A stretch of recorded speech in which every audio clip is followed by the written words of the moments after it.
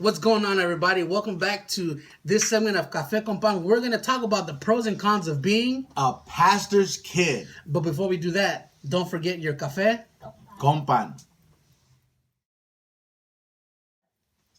All right, so today we're going to talk about the pros of being a pastor's kid. Yeah, the good things. Now, if you guys didn't know, we're both pastor's kids. Yep. My dad has been in ministry for over 20 years. My dad's been in ministry for about 15 years. And we've seen a lot of stuff. A lot. And we know a lot of stuff. We know a lot of stuff.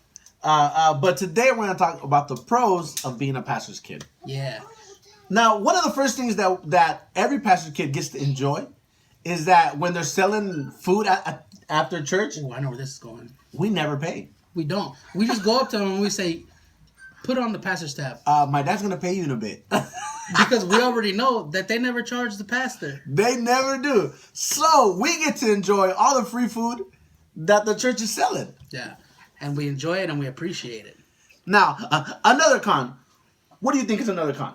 Pro. I'm sorry, a pro. We're going with pros. Yeah. Another pro is this. You get prime seating during service. You get the best seats in the house. Yeah. Not because, you want to sit in the front because you're the pastor's kid. The church wants to see you in the front. Yeah. And that helps out because whenever like a good preacher comes or somebody comes new to church, right? They meet you and they're, oh man, you're the pastor's kid. Yeah. How cool. And you usually get a free CD. Usually do. Now, at some churches, maybe not all of them, but at some, there's always a guy selling CDs. They got a library, Right? Right? And as a pastor's kid, you just always say, hey, can I see that one real quick? And they say, ¿Sabes qué? Llévatelo, mijo. And you're up to date on the music.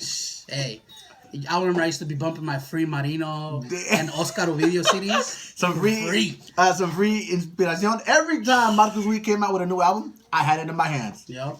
Hey, and in CD too. Tapes were good, but that's when CDs first started to come out. And man, it was awesome. There it is. So now another pro that you get to do during During in being a pastor's kid. Yes, that's what I was gonna say. Another pro that you have with being a pastor's kid is this: you get to sit in the front in the church van. Now we've all traveled in a church van. Yeah. Or you know what I mean, in a church car where we go. Or as every church calls it, La Paloma. Sauce. And the worst part of sitting in the van is sitting all the way in the back. That or sitting in the middle.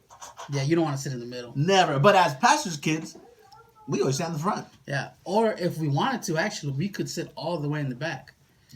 That's where the good AC hits.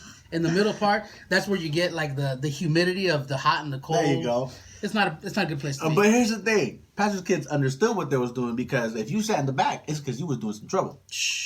You would tell the person who was driving, "Sube la música," and they couldn't hear anything you were saying. No, and when you were in the back, you knew that you were up to no good. You were sticking your tongue out at cars, doing other things as the cars drove by, because you can get away with it. And the guy all the way in the front can't hear a thing because the music's up. He had no idea. No. And the good thing is that we had a choice to sit anywhere you want. Yep. Free reign. Free reign. That's first class. Sauce.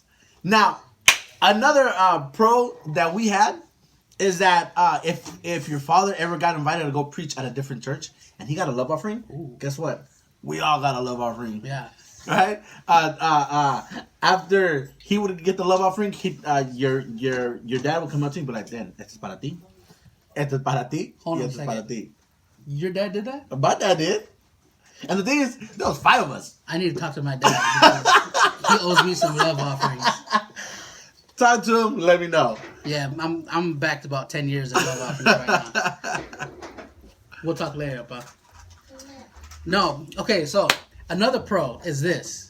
When you go to other churches, all the people that are there know that you're the pastor's son. Yes. So the ladies, the moms, Sauce. they want to introduce you to their daughters. Ooh. Now look, some of you pastor's kids out there dated all the little girls at church. All of them. All of them. I know I didn't, but they offered themselves. Just kidding. I'm just kidding. No. I'm just kidding. Don't say just kidding.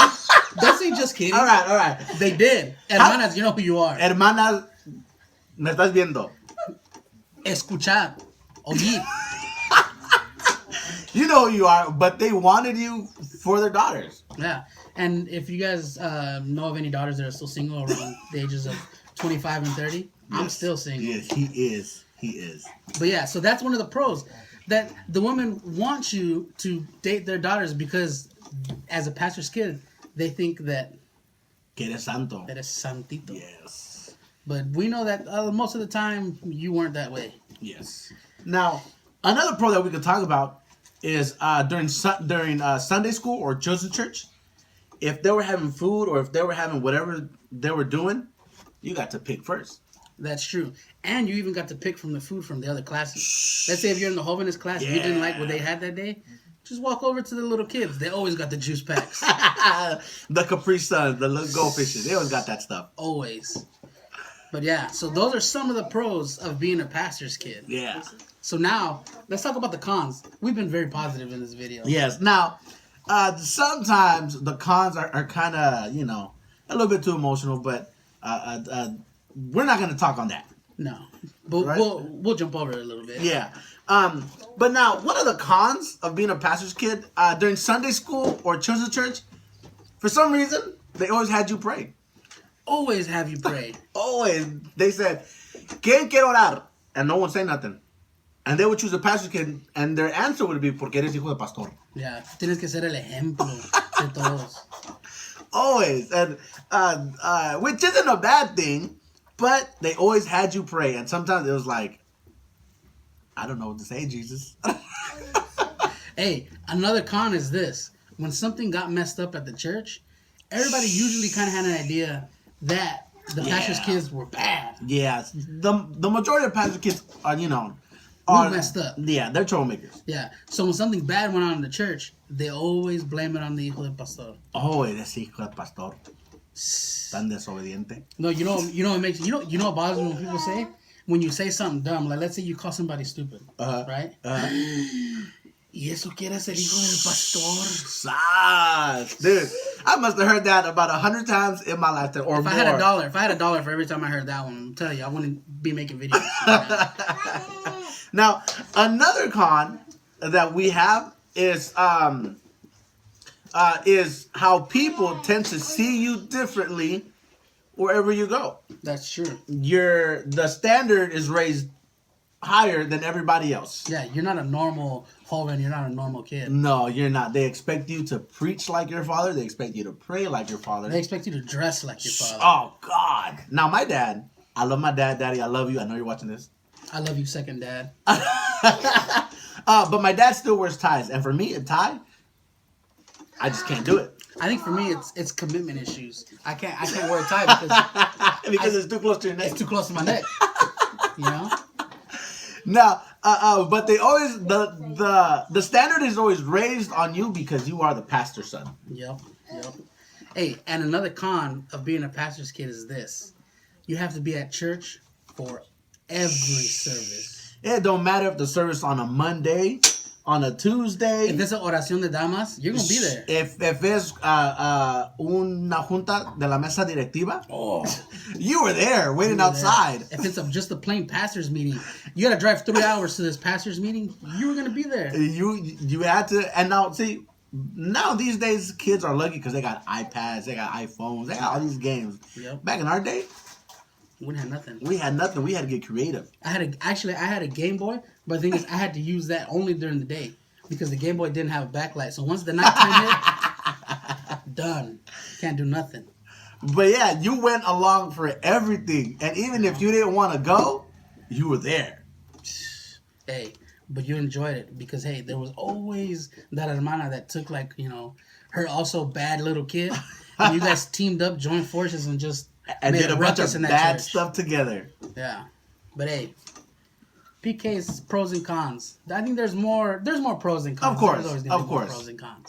Here we go. I remember now. Here we go. The con for being a pastor's kid is this: Tell them. when your Tell dad goes to the ministry wherever he's gonna be at, if there's no musicians, Ooh. it was our duty to play the music. You had to learn how to play You something. had to, yeah. And if the thing is, if you didn't know how to play, my dad would just say, No, pues ahí está la guitarra. Échale. Like, how hard can it be, right? I know, and not only was it expected from the congregation, but from the pastor itself, and saying, "Hey, you gotta do something to learn something. You're gonna learn today." We were all part of that ministry. Yeah, we were all part. I don't know one pastor's kid who is not a musician, Yeah, you know what? That's true. right? That's true. Maybe a few out there. Look at your worship team. I bet you got at least 2 pastors' kids in there. At least, Yeah. at least, and if they're not, they're learning. Yeah. They're learning. But hey, I started out like that, I started out like that. and I think I'm pretty good at what I do now. Yeah, Thank God for that. yeah. But it's all in God's plan, my friends. Now, if you're a pastor's kid, that meant that your dad was at church all day. All day. That meant that you were at church all day. True. Now, what does that mean? If you know how to play an instrument because you're a pastor's kid, you probably know how to play more than one instrument. Yeah. At least. At least because after you were done with the main one, you'd get bored and go, I see the drums over there. Let me go make some noise. That's true. Hey, you know Right? what? Hey, every pastor's kid, look, this is a good tip for you guys. If you Check guys it ever out. go visit a church and you guys have to play the music there and the sound guy's not there, ask the pastor's kid. I bet you he knows how to work that soundboard too. I'm pretty sure he does. I'm pretty sure he does. And he may not be a master at it, or he may not be great at it, but he knows how to use it. He knows how to turn it on and turn it off. And he knows where the aux cords are. Yes. Yeah.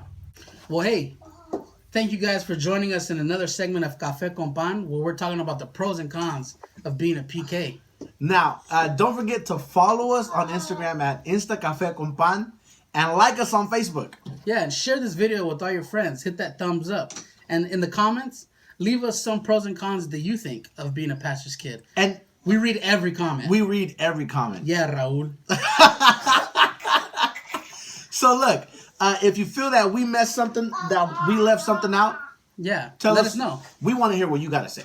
So, hey, until next time, you can't start your Sunday without some café Con pan. con pan. Peace.